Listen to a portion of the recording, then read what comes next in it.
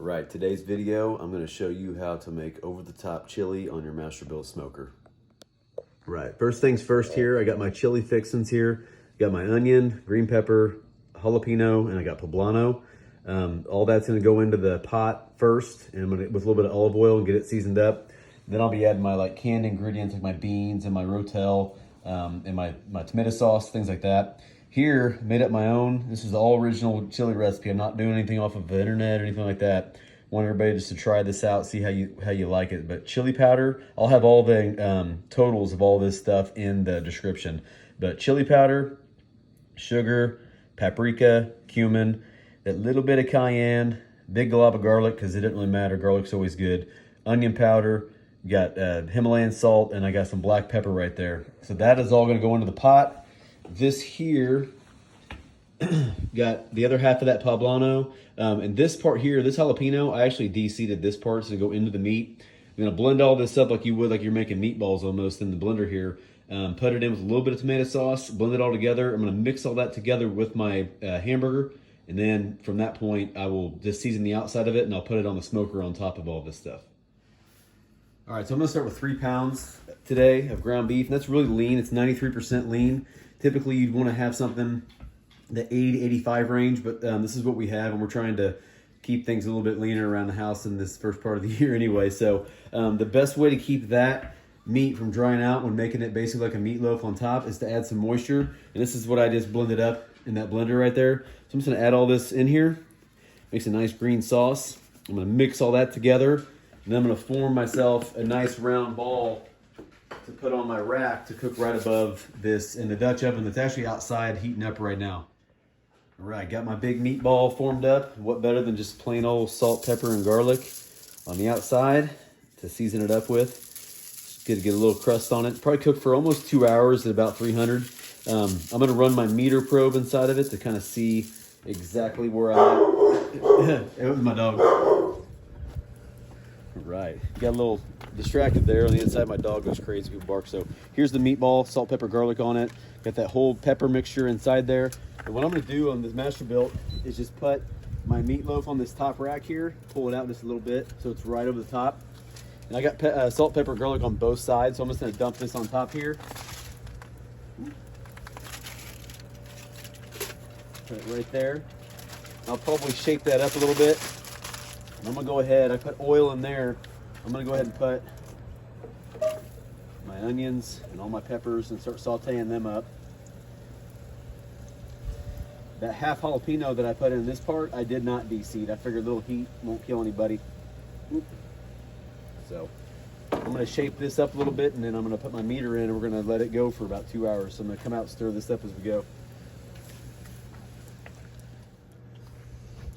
All right, I've been checking on these peppers and onions cooking up, so they're getting a little bit translucent, starting to cook. So I'm going to go ahead and dump in 1.5 cups of beef broth. I'm just going to bring that up, all this here up to a simmer. And then I'll put in my other canned ingredients on top of that.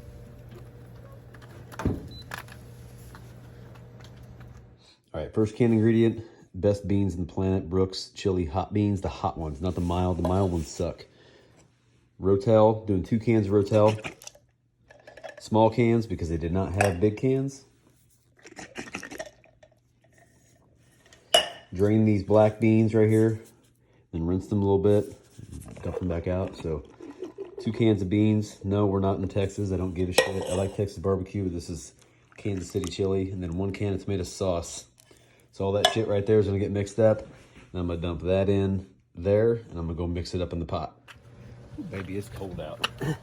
So everything's mixed in there. I'm going to go ahead and dump in the fixins part. Then I'm going to eyeball it. There's a certain color I like my chili to be. And I'm hoping this is going to make it that color. We'll see. Get it all mixed in. That darkened it up quite a bit. Just a quick mix. Hopefully this cooks down, and I think it'll thicken up a little bit after all this stuff's mixed in. But this should be pretty good. This is all original idea. Never looked at anybody's stuff. Never freaking did anything. I just figured I'd try something different than what our normal chili is, and this is definitely a lot different than the normal chili I make.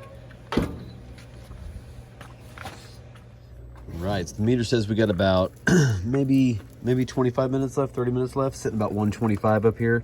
It's getting a good little crust on it. And this is simmering really good. I actually tasted it. It's thickened up quite a bit. Kind of hard to see with the steam. It is so cold out, but it thickened up quite a bit and it tastes really freaking good. It's got some kick though. We'll see if the kids like it. Let's put some sour cream in theirs maybe. But juices are flowing. Got a little crust on it. It's looking pretty awesome. I'm gonna pull it probably gonna pull it at 140. I was thinking 150, but I'm gonna pull it at 140. Just let it rest for about 10 minutes, and then after it's rested up, just pull it all apart in the pieces and throw it in there. This could have been a video for a smoked meatloaf. This thing looks pretty awesome. I'm gonna go ahead and take a little piece of it off here and just try it, and then I'm gonna get it cut up, and I'm gonna throw it back on into the chili mixture on the smoker. All right. So here it is. It took about 3 hours. Or sorry, about 3.5 hours, almost 4 hours total. But first bite here in a second. It's gonna be very hot. Let me get some of this out of here. So I just took all that. I just took the best of what I knew and mixed it all together and tried to see how good of a chili I could make. And this could always be improved upon. If you try this out and you think you want to add something here, take something away there. Got a little spice just off that part right there. Feel free to do so. Let me know if you do. We've always had this a real basic chili. It was a recipe that my grandpa made. It's just like Rotel, the Brooks hot chili beans, tomato sauce, and then just Williams seasoning. Williams is a local Kansas City seasoning, and it's really good, but just real basic, and we just always enjoyed it. But every once in a while, we'll try something different, and this is something way different. So we'll see how good it is.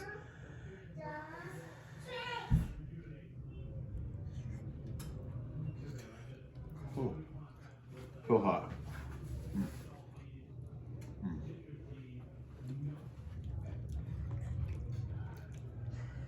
Well, got a little kick to it. Definitely spicier. A lot more flavor than the other one that I make, so it's kind of cool. I would say that there's not a whole lot of smokiness coming through, which is kind of crazy because that thing smoked for almost an hour and a half. Definitely some heat though, so if you don't like heat, maybe don't add the jalapeno part, because the jalapeno part got a little kick to it. My daughter's filming this right now and she's like not a big fan of spicy, but it is good. I would say if you don't like heat, lay off of that part or cut the cayenne out of the seasoning mix, and you can kind of go from there. But this is going to be something that I make again and again and just try to keep improving upon. I'm very happy with the way the first one turned out. We will definitely be making this again. I'll probably cut out some of the jalapeno for my kids, but I think if you added sour cream and cheese to it, it's gonna help chill it out quite a bit. So anyway, if you like what you're seeing, like, subscribe, share with your friends. Appreciate you.